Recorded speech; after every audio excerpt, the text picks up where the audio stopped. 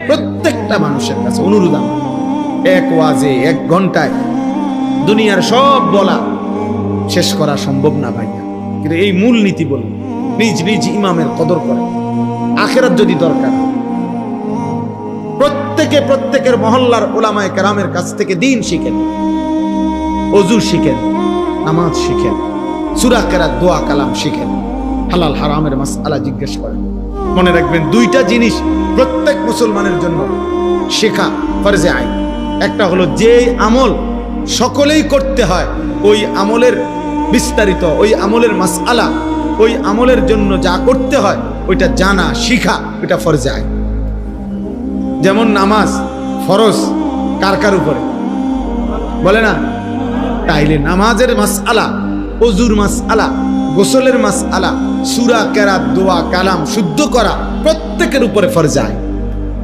স্কুলের হোক, কলেজের হোক, মাদ্রাসার হোক, দিন মজুর হোক, ঠেলাওয়ালা হোক, বুড়া হোক, জওয়ান হোক, 9 বছরের হোক আর 90 বছরের হোক আর 900 বছরের হোক, যার কোরআন শরীফ অশুদ্ধ, আপনি মূর্খ না বকলম, আপনি ইংরেজি শিক্ষিত না গ্রামের, এটা দেখার বিষয় না।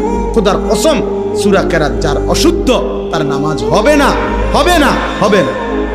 100 বছর পড়লেও হবে না, 1 কোটি বছর পড়লেও হবে। হ্যাঁ, এটাই কথা। আপনি শিখবেন, আপনার জন্য ফরজে আইন শিখবেন।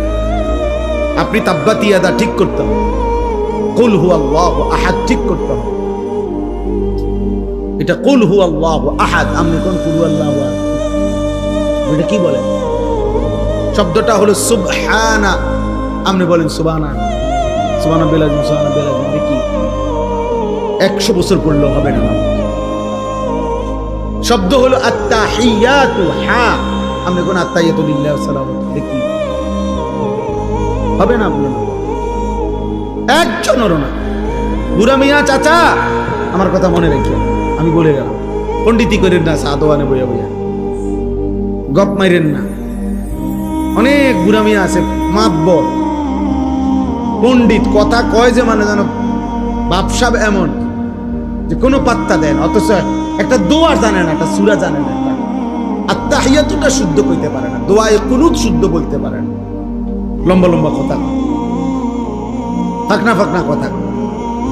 হ্যাঁ, হুজুরের বসে বসে চা দোকানে বদনা, অমুক হুজুরের আকীদা ঠিক নাই, অমুক হুজুরের আকীদা ঠিক। আরে সুবহানাল্লাহ, আপনি যে বিড়ি খান, আপনার এটা একদম পিওর আকীদা। হ্যাঁ, চা দোকানে বসে যে আপনি